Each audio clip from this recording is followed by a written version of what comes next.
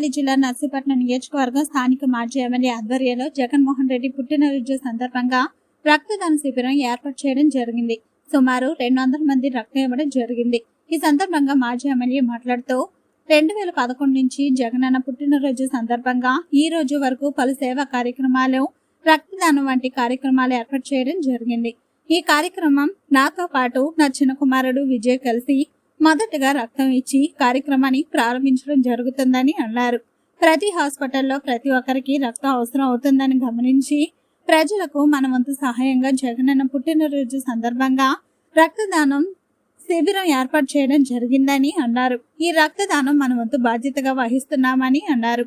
ఈ కార్యక్రమంలో నియోజకవర్గంలో నాతవరం, గోలుగొండ, మాకవరపాలెం, నర్సీపట్నం నుంచి మండల స్థాయి నాయకులు, జిల్లా స్థాయి నాయకులు, కార్యకర్తలు భారీ స్థాయిలో పాల్గొన్నారు. ముఖ్యంగా రక్తదాన శిబిరాన్ని కూడా పార్టీ ఆధ్వర్యంలో ఏర్పాటు చేయడం జరిగింది. మరి ఇందులో ముందుగా నేను రక్తదానం ఇవ్వడంతో పాటు నాతో పాటు నా చిన్న కుమారుడు విజయ్ అవినేష్ కూడా మరి రక్తదానంతో స్టార్ట్ చేయడం జరిగింది. అయితే మీ అందరికీ తెలిసి ఈరోజు పరిస్థితులు ఎలా ఉన్నాయంటే హాస్పిటల్కి వెళ్ళిన కొంతమందిలోని రక్తం అవసరం సందర్భంగా ఎంతోమందికి రక్తం దొరకలేని పరిస్థితి, రక్తం కొనలేని పరిస్థితి.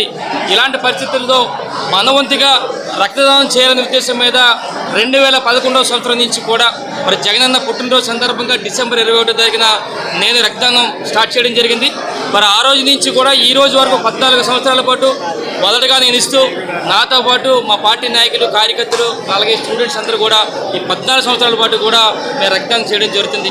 అంటే ఈ విధంగా ఎంతో కొంత మరి జగనన్న మరి జన్మదిన సందర్భంగా కొంతమందికి మరి ఉపకారం మరి చేయాలనే ఉద్దేశం మీద, కొంతమంది ఆదుకోవాలనే ఉద్దేశం మీద మరి ఈ కార్యక్రమం చేసాం. రేపు రాబోయే రోజుల్లో కూడా మరింతగా జగనన్న జన్మదిన సందర్భంగా మరెన్నో ఒక సేవాగ్రహం చేస్తానని చెప్పి మీ ద్వారా తెలియపరుస్తాను. జై జగన్. నమస్కారం.